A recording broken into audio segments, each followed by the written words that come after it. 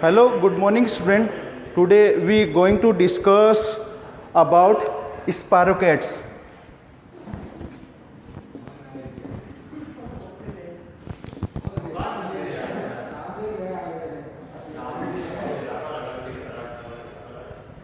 जैसा कि आपको पता है स्पायरोकेट्स एक बैक्टीरिया है। तो सिंपली स्पायरोकेट्स एक स्पाइरल बैक्टीरिया होता है। स्पायरोकेट्स क्या होता है? एक स्पाइरल बैक्टीरिया होता है। और बात करें ये ग्राम नेगेटिव बैक्टीरिया होता है। स्पायरोकेट्स है क्या? स्पायरोकेट्स एक स्पाइरल बैक्टीरिया होता है। जैसा कि आपको पता है कि बैक्टीरिया की जो शेप है वो अलग अलग होती है। बैक्टीरिया राउंड शेप में भी होता है जिसको अपन स्फेरिकल शेप भी बोलते हैं। हाँ, उसके अलावा बैक्टीरिया स्पाइरल भी होता है। बैक्टीरिया है वो सिलेंड्रिकल भी होता है, कोमा शेप्ड भी होता है। ठीक है, तो स्पायरोकेट्स एक स्पेसीज है बैक्टीरिया की जो स्पाइरल शेप में होती है। किस शेप में होती है? स्पाइरल शेप में। दूसरी चीज ये ग्राम नेगेटिव बैक्टीरिया होता है। जैसा कि आपको पता है बैक्टीरिया की अगर स्टेनिंग करें तो वो दो टाइप के कलर देता है और उसी के हिसाब से बैक्टीरिया को डिफ्रेंशिएट करते हैं। ग्राम पॉजिटिव बैक्टीरिया और ग्राम नेगेटिव बैक्टीरिया। अब सिंपली अगर बात करें, जो ग्राम पॉजिटिव बैक्टीरिया है उसकी जो सेल वॉल है, उसकी जो सेल वॉल है वो थिक होती है। थिक मतलब बैक्टीरिया की सेल वॉल है वो, ग्राम पॉजिटिव बैक्टीरिया उसकी सेल वॉल है वो मोटी होती है और ग्राम नेगेटिव बैक्टीरिया है उसकी सेल वॉल वो थिन होती है। ठीक है, और ग्राम पॉजिटिव बैक्टीरिया है उसकी जो सेल वॉल है उस पर सेवरल लेयर होती है, बहुत सारी लेयर होती है। बहुत सारी लेयर होने की वजह से वो थिक होती है। और ग्राम नेगेटिव बैक्टीरिया है उसकी जो सेल वॉल है वो थिन है, मतलब इस पे 1 या 2 लेयर्ड होती है। ठीक है, अगर बैक्टीरिया की स्टेनिंग करें, बैक्टीरिया की स्टेनिंग करें तो ये हमेशा कैसा कलर देता है? ग्राम पॉजिटिव बैक्टीरिया उसकी स्टेनिंग करें तो ये हमेशा ब्लू और पर्पल कलर देता है। सही गलत है? और ग्राम नेगेटिव जो बैक्टीरिया है उसकी स्टेनिंग करें तो ये हमेशा है वो इसकी जो स्टेनिंग है, इसकी स्टेनिंग हमेशा कैसा कलर देती है? वो हमेशा रेड और पिंक कलर है वो देती है। तो ग्राम पॉजिटिव और ग्राम नेगेटिव बैक्टीरिया में डिफरेंस क्या है? ग्राम पॉजिटिव बैक्टीरिया उसकी सेल वॉल थिक होती है और ग्राम नेगेटिव बैक्टीरिया उसकी सेल वॉल है वो थिन होती है और इसमें सेवरल लेयर होती है और इसमें 1 और 2 लेयर्ड होती है जिसकी वजह से ये थिन या पतली होती है। ठीक है, और जो ग्राम पॉजिटिव बैक्टीरिया की स्टेनिंग करें और उसकी स्लाइड बना के देखें तो ये हमेशा ब्लू कलर और पर्पल कलर है वो देती है। और अगर ग्राम नेगेटिव बैक्टीरिया की स्टेनिंग अपन करते हैं तो रेड और पिंक कलर हमेशा देती है। तो आपको पता चल गया हो कि ग्राम पॉजिटिव बैक्टीरिया और ग्राम नेगेटिव बैक्टीरिया होता क्या है। अब आप कह रहे थे कि जो स्पायरोकेट्स है एक ग्राम नेगेटिव बैक्टीरिया है ना, तो इसकी स्टेनिंग अगर आप करते हो तो ये हमेशा रेड और पिंक कलर देगा। और इसकी जो लेयर है, इसकी जो लेयर है वो कैसे होगी, ये हमेशा 2 लेयर्ड होता है,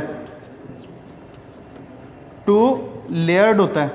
इसकी जो सेल वॉल है वो 2 लेयर्ड होती है। और सबसे बड़ी बात, इसकी जो सेल वॉल है वो थिन होती है। थिन मतलब पतली लेयर होती है। इसकी जो सेल वॉल है वो थिन लेयर होती है, ठीक है। और इसकी जो शेप की अगर बात करें, इसकी शेप की अगर बात करें तो ये हमेशा स्पाइरल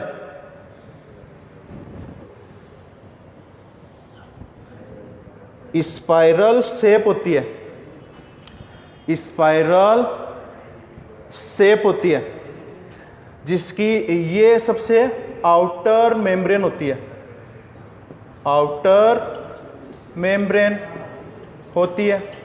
और ये दिख रहा आपको, ये पेरीप्लाज्मिक लेयर होती है, पेरीप्लाज्मिक लेयर होती है, ठीक है। और सबसे बड़ी बात यहाँ ये जो आपको दिख रहे हैं ये कर्व है, ये क्या है, कर्व है। और सबसे बड़ी बात यहाँ सूडोफ्लेजेला होता है,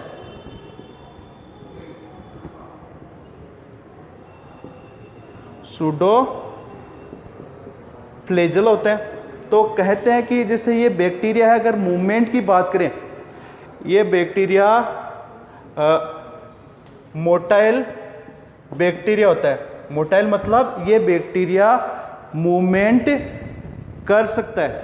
ये बैक्टीरिया स्पायरोकेट्स है वो मूवमेंट कर सकते हैं।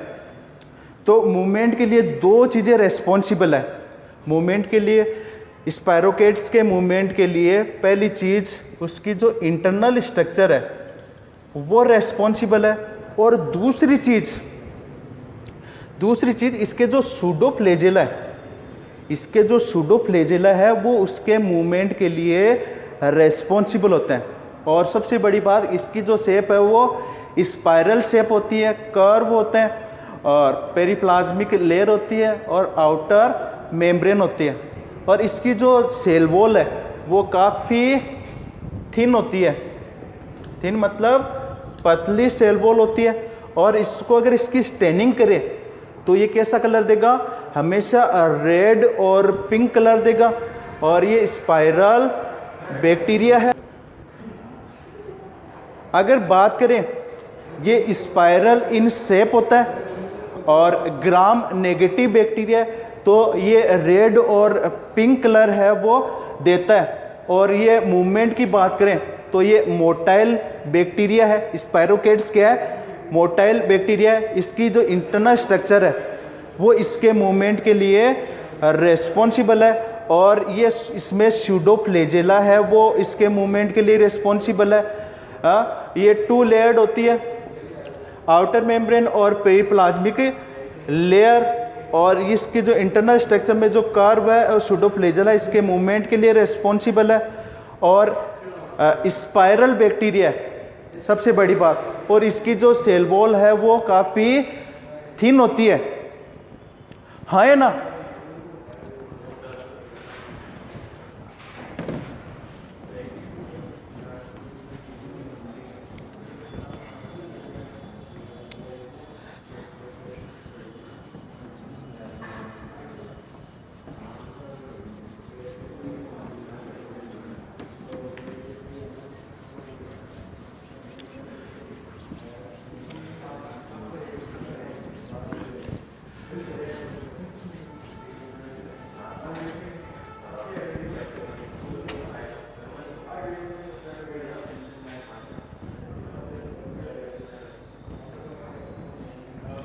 और स्पायरोकेट्स की अगर बात करें तो ये हमेशा फ्री लिविंग बैक्टीरिया होते हैं, फ्री लिविंग बैक्टीरिया होते हैं। और दूसरी सबसे बड़ी बात, ये एनारोबिक होते हैं, एनारोबिक बैक्टीरिया होते हैं। मतलब ये ऑक्सीजन की एब्सेंस में, ऑक्सीजन की एब्सेंस में ग्रो कर सकते हैं, ऑक्सीजन की एब्सेंस में ये जिंदा रह सकते हैं। और सबसे बड़ी बात, ये स्मॉल बैक्टीरिया होते हैं, they are spirochetes are small bacteria, ठीक है। और अगर इसकी बात करें, अगर इनको देखना हो तो इसके लिए जो माइक्रोस्कोप है,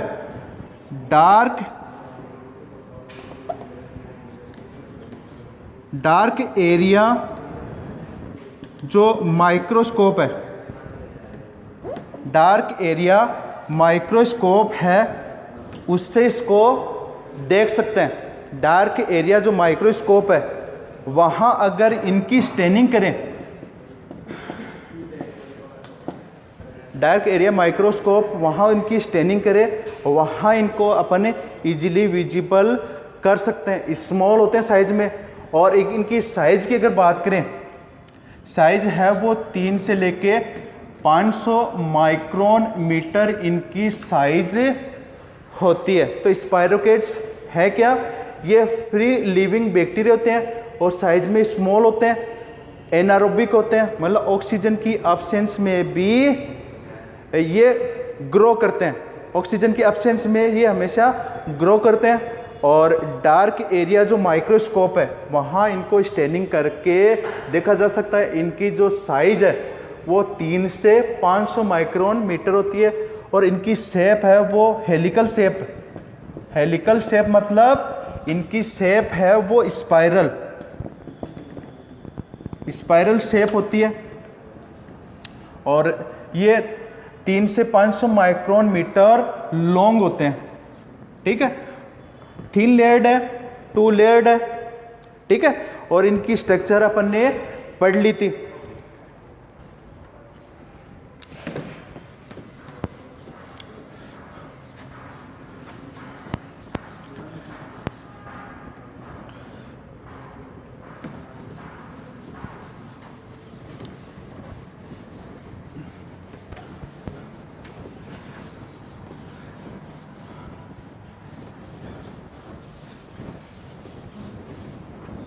और सबसे बड़ी बात, जो स्पायरोकेट्स है, आप कह रही थी बैक्टीरिया है वो सेलुलर स्ट्रक्चर है। आप कह रही थी बैक्टीरिया क्या है? सेलुलर स्ट्रक्चर है, ठीक है। तो जो बैक्टीरिया है, स्पायरोकेट्स है, वो एसेक्सुअल होते हैं नेचर में, एसेक्सुअल होते हैं। और इनमें बाइनरी फिजन है, बाइनरी फिजन होता है, बाइनरी फिजन होता है ना।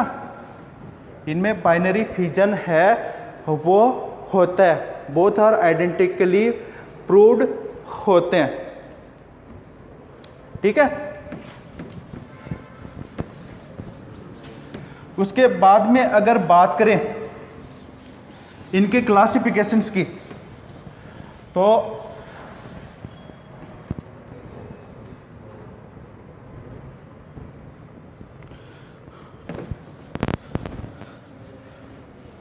स्पायरोकेट्स हैं, इनके 3 जेनेरा होते हैं, 3 जेनेरा होते हैं, ठीक है। स्पायरोकेट्स हैं, इनके 3 जेनेरा होते हैं। पहला है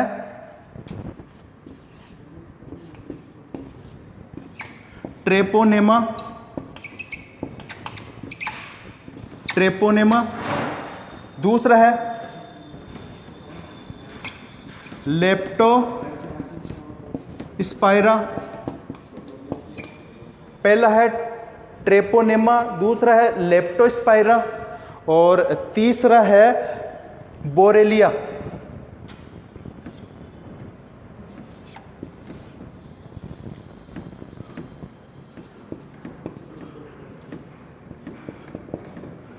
तीसरा है बोरेलिया। स्पाइरोकेट्स हैं, इनके 3 जेनेरा होता है, ट्रेपोनेमा, लेप्टोस्पाइरा और तीसरा बोरेलिया।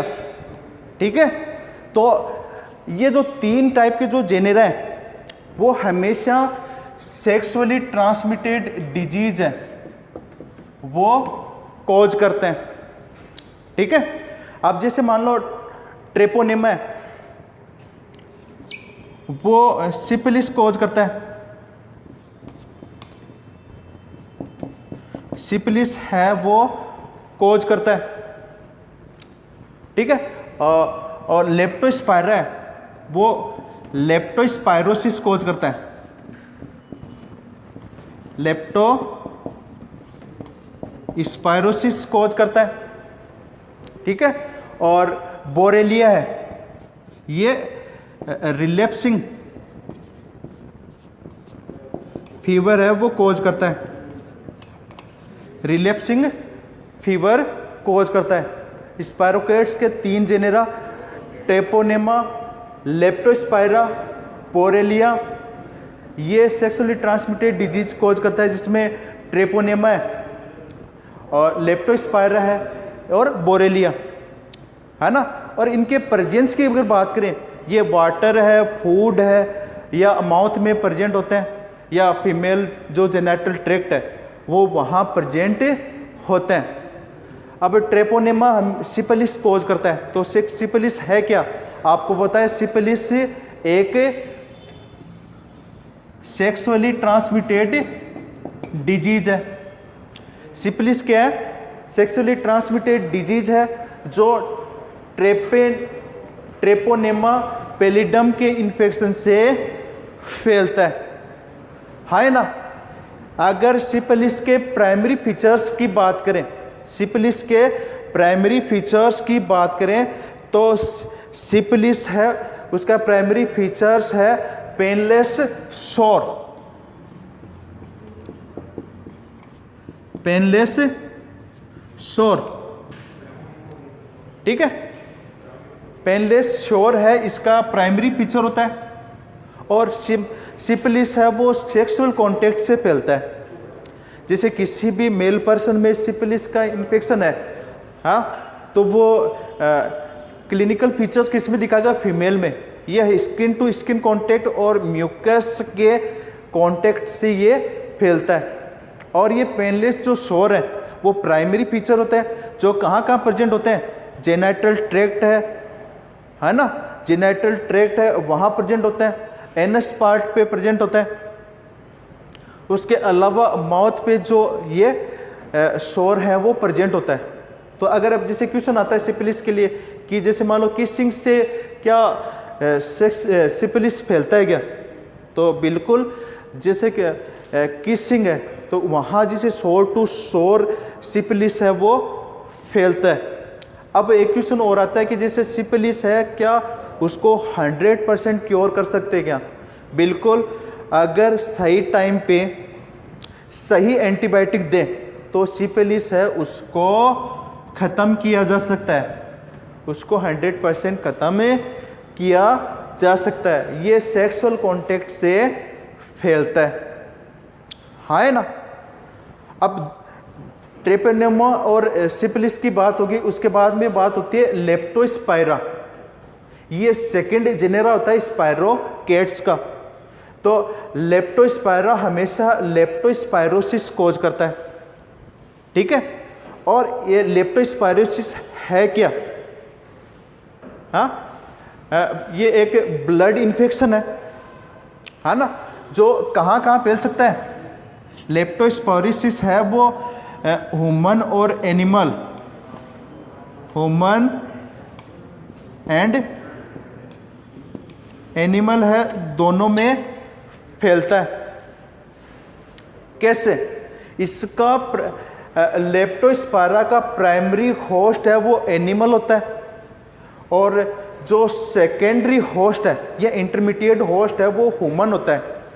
मतलब अगर लेप्टोस्पायरा का इन्फेक्शन किसी एनिमल में हो जाता है और उस एनिमल के इन्फेक्टेड यूरिन का इन्वेजन कहाँ हो जाए, किसी भी वाटर या फूड कंटेंट में हो जाए, और उसको कंज्यूम कौन कर ले, कोई भी ह्यूमन पर्सन उसको कंज्यूम कर ले, तो उस पर्सन में लेप्टोस्पायरोसिस का इन्फेक्शन कॉज हो जाता है ना।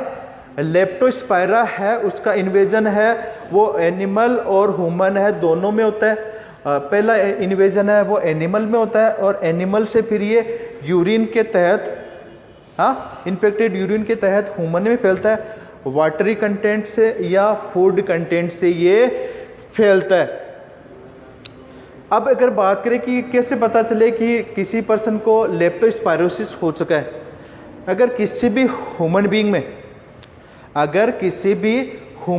में किसका इन्वेजन हो रहा है, किसी भी ह्यूमन बीइंग है उसमें हेडेक हो रहा है, मसल पेन हो रहा है, उसमें जॉइंटिस के लक्षण आ रहे हैं, स्किन है वो कैसी हो रही है, येलो हो रही है ना, वोमिटिंग हो रही है, तो वो सब लक्षण किसके हैं, लेप्टोस्पायरोसिस के, जो हमेशा लेप्टोस्पायरा जेनेरा की वजह से है। ये कौन सा जेनेरा है, स्पायरोकेट्स का सेकेंड जेनेरा है।